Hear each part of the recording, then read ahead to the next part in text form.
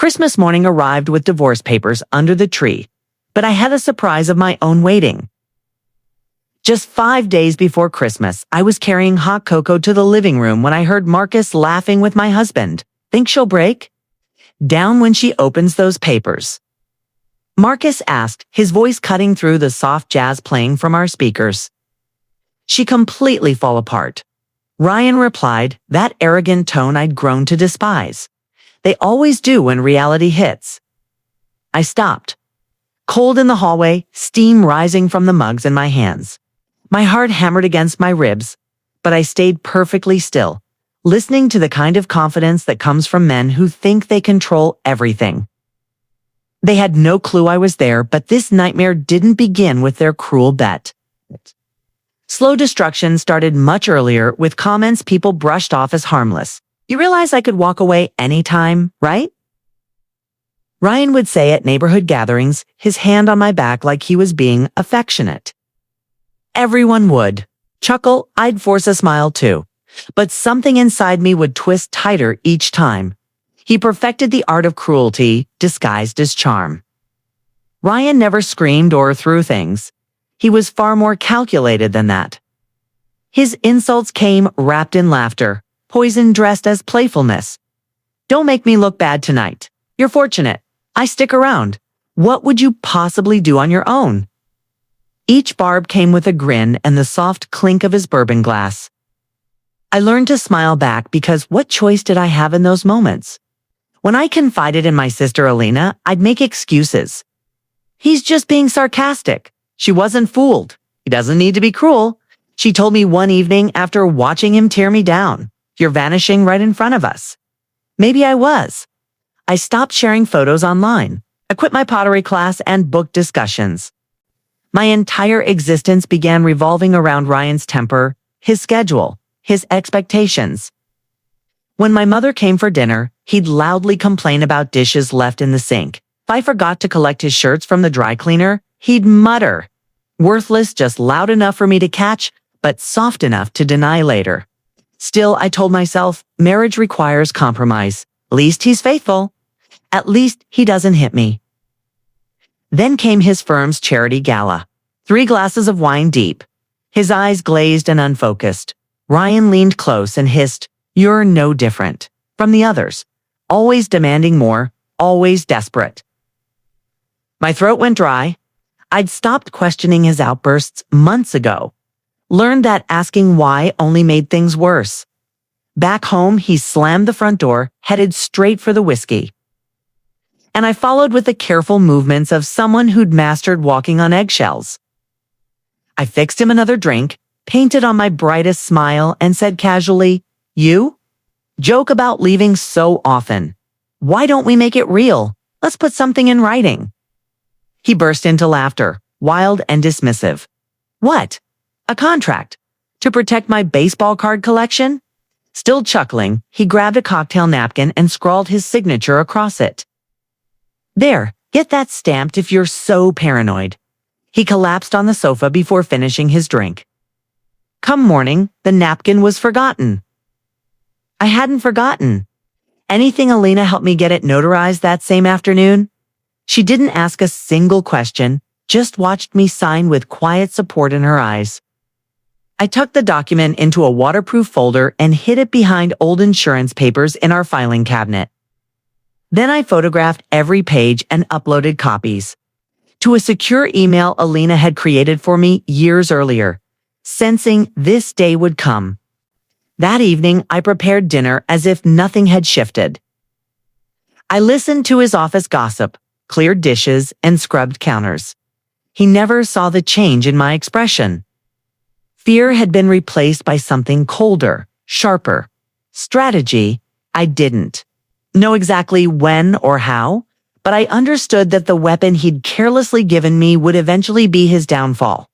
From that moment forward, everything changed inside me. Not obviously, not in ways Ryan could identify, but I was transforming. I bought a simple notebook, nothing decorative or memorable, and slipped it under my side of the bed. Each night I documented his comments word for word, his moods, his unexplained late arrivals, reeking of unfamiliar perfume. The small deceptions. He assumed I'd never notice. I wasn't scheming, not exactly, but I was learning to collect proof instead of tears. Then Valentine's Day arrived. Ryan claimed he was in Denver for business meetings. I believed him until I discovered a restaurant receipt in his jacket. 2 dinners, champagne and room service, chocolate from the Four Seasons downtown. I didn't accuse him. I photographed it, filed it, recorded it. It became my new routine. During dinner one evening, he smirked and said, "If we ever divorce, you'll come begging to take you back. You can't even program the television remote without help." I nodded, refilled his wine glass, and answered quietly, "You're absolutely right." But I no longer meant it. The atmosphere in our house grew heavy, like storm clouds gathering. Conversation felt scripted, every gesture measured. One night, I jolted awake from a dream where Ryan was shouting, "You'll end up with nothing." I sat up in the darkness, my pulse racing, and something deep inside whispered back, "Not anymore." From that night on, I stopped being the wife he expected. I became his observer, gracious, pleasant, and constantly documenting. The joke he'd thought was meaningless. That drunken signature on a napkin had become my secret foundation. Helena, help me build upon it. In her cramped office, under fluorescent lighting, she examined every word of the document. "Did he sign this voluntarily?" she asked, raising an eyebrow. "Completely," I confirmed. Her mouth curved into a knowing smile. "He handed you the sword. Now you just decide when to strike." We added protective clauses, financial safeguards, evidence of willing participation. We sealed every possible escape route until it became a legal prison of his own design. That evening, I returned home to find Ryan stretched across the sofa, beer in hand, cheering at a basketball game. "Dinner's ready in 10 minutes. I called from the kitchen doorway. He barely grunted acknowledgement, and I smiled. Not from affection, but because my performance had become flawless. By summer, Ryan had grown comfortable again, convinced that any fight left in me had died. He became sloppy.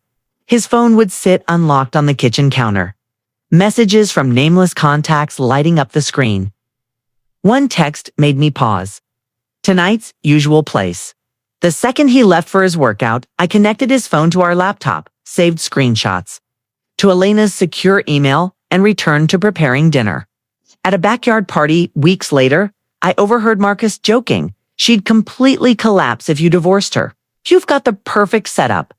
Ryan laughed along, totally helpless. "She'd be finished without me." I continued arranging cheese and crackers like I hadn't heard every word. From that evening, I started recording specific conversations. The ones where he felt safe enough to be honest. Each audio file was dated and stored securely.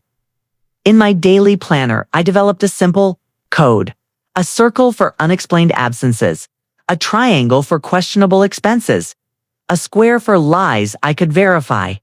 To anyone glancing over, it looked like meal planning and appointment reminders. To me, it was evidence. And Ryan, convinced I was growing weaker, became increasingly reckless. Mysterious cash withdrawals. Business trips packed with designer. Clothes and luxury cologne. Then I found a lipstick-stained receipt for a shade called Midnight Passion. I didn't rage. I documented. 2 weeks before Christmas, he fell asleep watching television with his phone beside him. A message from Morgan glowed on the screen. She's completely clueless, filing on Christmas morning. "Want to watch the show?" The text included crying laughing emojis and a gif of someone sobbing. I captured the screenshot, sent it to myself, erased the evidence, and settled beside him like nothing had happened. That's when I knew exactly when my act would end. Christmas dinner looked like something from a home magazine. Gold-rimmed china, flickering candles in crystal holders, evergreen garland framing the windows. The glazed ham sparkled as Ryan carved, grinning like a king surveying his domain. Cousin Sophia passed her signature mulled wine around the table. Ryan's parents discussed their upcoming cruise to Alaska. I glided through the room, topping off glasses, smiling just enough to seem content. Beneath my velvet dress, my hands shook. Not from terror, but from excitement. Ryan caught my gaze while slicing and winked with that same cocky expression he wore during business presentations. I returned it with a serene, mysterious smile. When dinner plates were nearly empty, Marcus whispered something in Ryan's ear. Ryan nodded, stood up, and clinked his knife against his wine glass. "Before we have dessert," he announced loudly, "I have something special for my beautiful wife." Sophia beamed, probably expecting diamonds. Ryan reached into his suit jacket, withdrew a crisp white envelope and placed it before me. "Merry Christmas, sweetheart," he said smugly.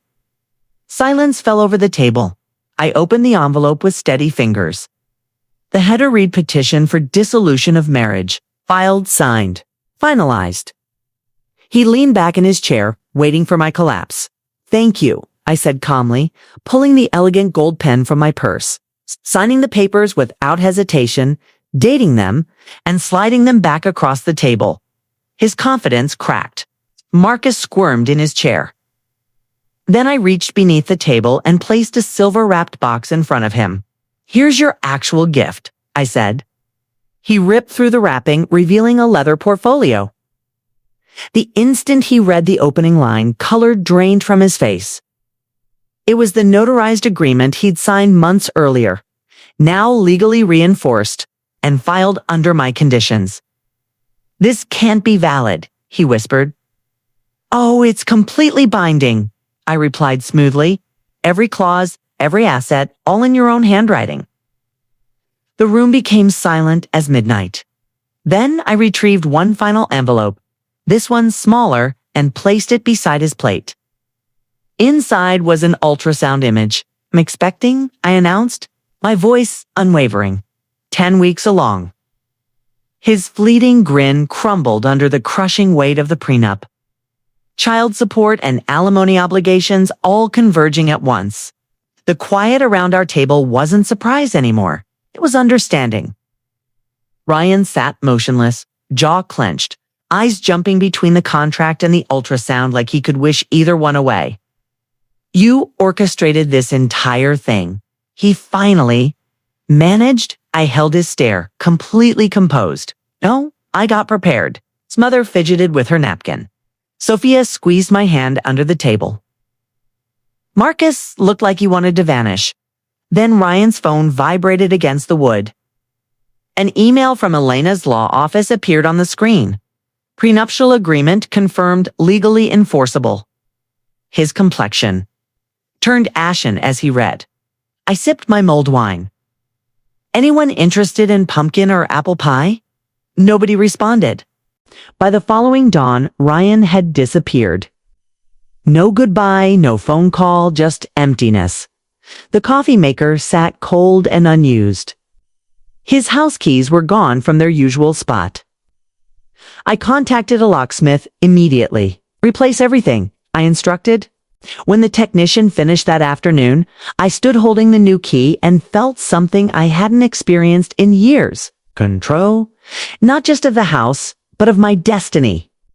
I threw open every window in the master bedroom, letting the crisp winter wind clear away the lingering scent of his cologne. I lit cinnamon candles, the kind he'd always complained triggered his allergies, and watched shadows flicker across the freshly painted walls. Days later, Alina called with news. "You'll love this," she said, barely containing her excitement. "His attorney says he forfeited almost 70% of his assets overnight. And with the pregnancy," she paused dramatically, "he'll be paying support for decades." I smiled, not for the financial victory, but for the tranquility that finally felt real. The following months passed peacefully. Some friends picked sides, others simply vanished, and a few sent messages saying, "I wish I'd been as brave as you." I bought jasmine body wash again. I painted the nursery a soft lavender. I burned vanilla candles after dinner and danced to Billie Holiday while folding tiny clothes in the sunroom. When my daughter arrived, she might have inherited Ryan's chin, but everything else belonged to me. So Christmas after that, our celebration was intimate but joyful. No elaborate decorations meant to impress anyone. No underlying tension poisoning every bite. Just warmth, conversation, and my baby girl giggling from her high chair beside me. That evening, after everyone had gone home, I settled into the rocking chair by the fireplace, her soft breathing, warming my chest. Ryan used to tell me I'd be worthless without him.